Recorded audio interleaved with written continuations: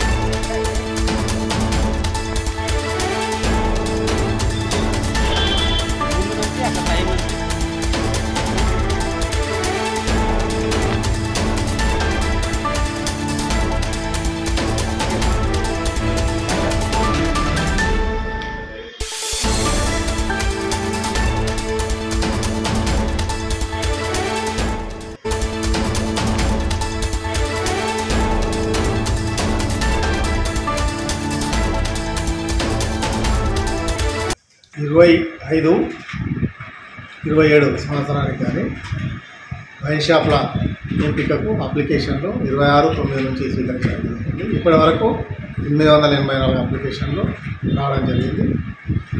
ఈరోజు దాదాపు 2000 అప్లికేషన్లు దాటుతాయని మేము అనుకుంటున్నాం. అంటే మొత్తం కలిసి అది 800తో కలిపి మొత్తం 3000 అప్లికేషన్లు దాటుతాయని మేము అంచనా వేస్తున్నాం. అనూహ్య స్పందన అయితే ఉంది. కాకపోతే లాస్ట్ ముఖ్యంగా ఏంటంటే లాస్ట్ దినం నాడే అందరూ టర్న్అవుట్ ఉంటుంది కాబట్టి ఇలా అందరికీ ఏవైతే అప్లికేషన్లు వేసుకోవడానికి అందరికి కూడా మేము అవకాశం కల్పిస్తూ అట్టనే వాళ్ళకి తగిన వసతులు, తగిన హెల్ప్ డెస్క్లు, అప్లికేషన్ ఎట్లా నింపుకోవాలి, ఏం చేయాలి అన్నటువంటి సూచనలు ఇస్తూ అట్టనే ఎన్ని అప్లికేషన్లు వచ్చినాయి, ఏ విధంగా అప్లై చేసుకుంటే కరెక్ట్ ఉంటుంది, ఏ తప్పులు లేకుండా ఎట్లుంటుంది అనేది చేసేందుకు హెల్ప్ డెస్క్ ఏర్పాటు చేయడం జరిగింది. అందరూ కూడా బాగా దీంట్లో పాల్గొంటున్నారు.